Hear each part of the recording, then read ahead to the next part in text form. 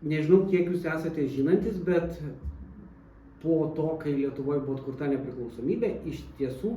Lietuvoje teismų sistema galutinai buvo suformuota 93 metais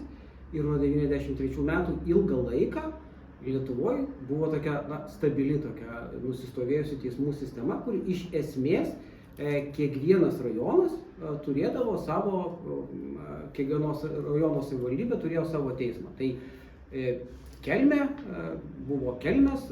rajono apylinkės teismas, Raseiniuose Raseinių rajono apylinkės teismas ir atitinkamai ten aplink miestus, visose žiedinėse savivaldybėse buvo miesto, pavyzdžiui, Šiaulių miesto apylinkės teismas ir Šiaulių rajono apylinkės teismas. Tai kaip ir kitos institucijos, taip ir teismas, turbūt esate girdėję arba bent jau žino tikrai, kad pradedant nuo sveikatos apsaugos sistemos iki švietimo įstaigų, prokuratūros ar ten įkalinimo įstaigų, tos struktūros yra peržiūrimos ir jos optimizuojamos arba keičiamos kažkokios tos struktūros. Tai teismas šioje vietoje neliko nuošaly ir tas pirmas etapas, kuris prasidėjo, tai buvo 2013 metais, tai prieš 10 metų, iš esmės didžiųjų Lietuvos teismų,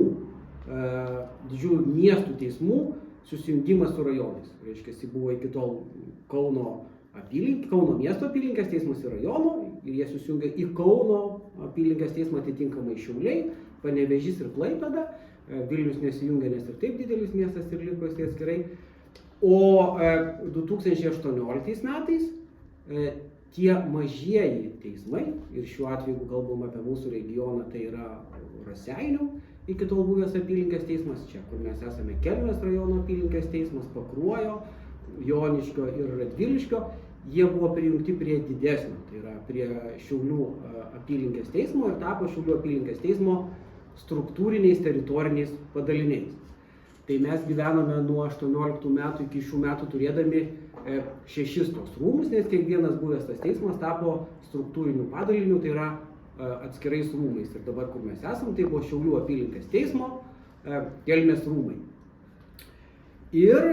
24 metai yra tokio dar vieno etapo, galbūt jau ir paskutinio etapo laikas, kada teismas dar daugiau stambėja, nes nuo šių metų jau nebėra vienų rūmų, tai yra nebėra Pakruojo rūmų ir jie yra prijungti prie Joniškio, o nuo šių metų Liepos 1 dienos